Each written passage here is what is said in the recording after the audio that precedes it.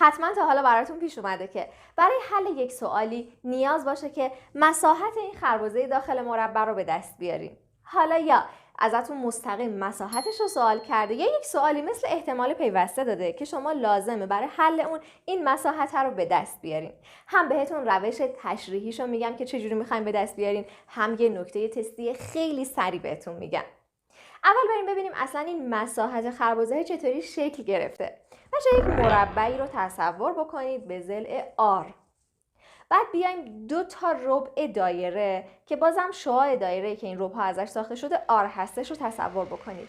این 2 تا ربع دایره رو بکشیم بیاریم داخل این مربع جاسازی بکنیم. بچه چه اتفاقی افتاد؟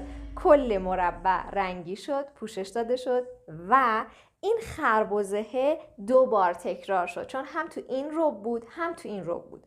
حالا کافیه بیایم یک مساحت مربع از این کم بکنیم. چه اتفاقی میفته؟ یه خربزه میمونه، چون دوبل بود دیگه. حالا هر سوالی به شما داد، هر مربعی با هر ضلعی، کافیه بیاین 2 تا ربع دایره رو با هم جمع بکنید، منهای یه دونه مربع بکنید. نکته تستیش کجاست؟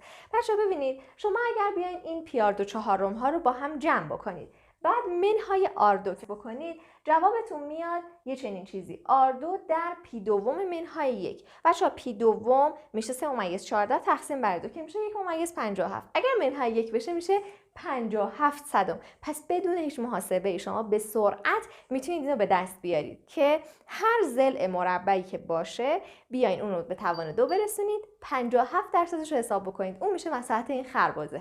یه نکته خیلی مهم و ریز بهتون بگم، اگر تو سوال به شما داده باشه که پی رو 3 حساب بکنید، بچه‌ها اینجا 3/2 میشه 1.5. 1.5 منهای 1 میشه نیم. پس اینجا به جای 57 صدم باید بنویسین 50% مساحت مربع میشه مساحت این خربزه. به همین راحتی. من زنده دل هستم. اینجا 20 شو. آموزشی به سبکی نو.